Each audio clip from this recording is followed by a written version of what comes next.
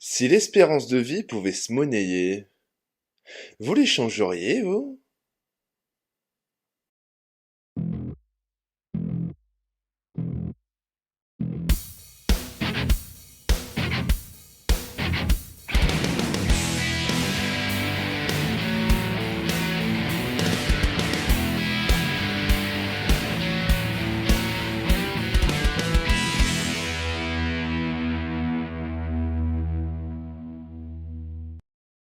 Salut tout le monde, aujourd'hui je vous parle de Beyond Evil.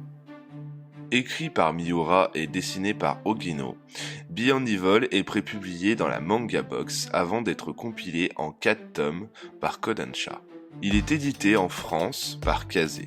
On nous présente Gota Terajima, un lycéen au caractère bien trempé en route pour les cours. Malheureusement, une altercation a lieu entre lui et un groupe de voyous, et une bagarre éclate. Mais notre héros, n'étant pas mauvais combattant, réussit à mettre au tapis ses adversaires. C'est à ce moment-là que son téléphone sonne. Il répond, mais un des voyous qui l'avait malmené se relève et tente de l'attaquer. Gota apparaît alors derrière lui avec l'arme de fortune de son adversaire dans la main. Il se débarrasse de lui et va en cours. À peine arrivé au lycée, il surprend des élèves en plein racket et intervient. Sinon, tu veux pas appeler un prof ou un pion? Non? Ça t'arrête pas? Ok. Après avoir fait fuir les malfrats, ils demandent à leur victime si tout va bien, ce à quoi elle répond oui. Mais Gotha, n'étant pas convaincu, décide de la suivre discrètement en sortant des cours. Ok, donc on part sur un stalking alors. Très bien. Il retrouve le malheureux sortant d'un vieux bâtiment. Le jeune garçon lui dit alors qu'il a emprunté une grosse somme d'argent en mettant sa vie en guise de caution. Ok, maintenant, appelle les flics. Il lui explique aussi que les taux d'intérêt sont immenses, mais que le prêteur sur gage a accepté d'annuler sa dette à condition que le jeune homme le batte dans une partie de poker, mais que malheureusement, il a perdu. Appelle les flics. Gotha va à la rencontre de l'homme pour lui proposer une partie de poker en mettant sa vie en jeu pour tenter de récupérer celle de son ami. Putain, mais t'es vraiment en manque d'adrénaline, toi! L'homme accepte et la partie commence. Mais ce prêteur sur gage n'est pas n'importe qui et dispose de la capacité d'entrer dans l'esprit des gens. Il tente d'utiliser son pouvoir sur Gotha, mais se retrouve face à une porte refusant de s'ouvrir et l'empêchant d'accéder aux pensées du jeune homme.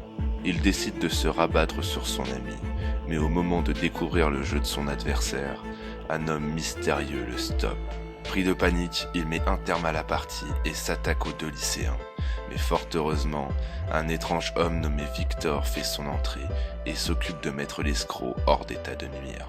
On apprend alors que ce mystérieux individu n'est pas un étranger pour Gotha. En effet, cet homme lui avait sauvé la vie le matin même, lorsqu'un voyou a tenté de l'attaquer dans le dos.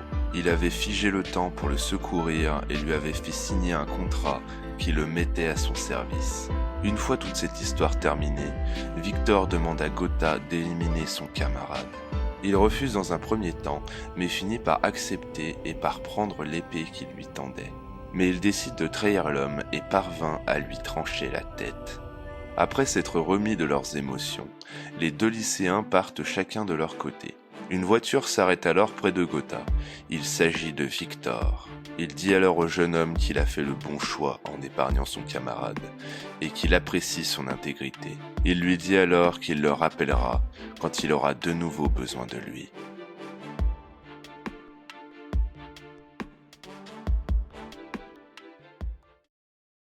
J'aime beaucoup le principe de monnayer de l'espérance de vie. Je trouve que c'est une bonne allégorie du système de la monnaie dans l'état actuel des choses.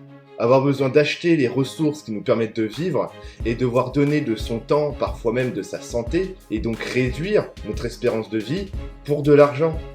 Et les grands de ce monde qui, eux, sont épargnés et profitent du peuple pour garder leur précieux temps. Tout ça géré par des hommes qui restent dans l'ombre et se livrent une guerre constante pour étendre leur influence. Ce manga traite de tout ça dans une fiction assez bien foutue, avec un jeune repéré par une grosse pointure de ces gens de l'ombre, qui se retrouve embarqué dans un monde où le temps est une marchandise. Il devra apprendre les règles qui régissent cet univers et se battra avec ses propres armes et convictions pour se faire une place. Autant dire que ça a le potentiel d'un film sur la mafia. Et c'est ça le principe. Quand on regarde le design de certains personnages, ça fait énormément penser à des mafieux en mode dark. Et la psychologie qui en découle est assez bien exploitée. Les personnages ont des convictions auxquelles ils se tiennent et font en conséquence pour arriver à leur fin. Les passages qu'on pourrait qualifier de psychologiques se résument à des réflexions sur comment ils vont s'y prendre pour arriver à leurs objectifs. Et ça rend l'histoire vachement fluide à lire. En bref, Beyond Evil nous présente une histoire fantastique sur la mafia, dans un univers où la vie elle-même est une marchandise.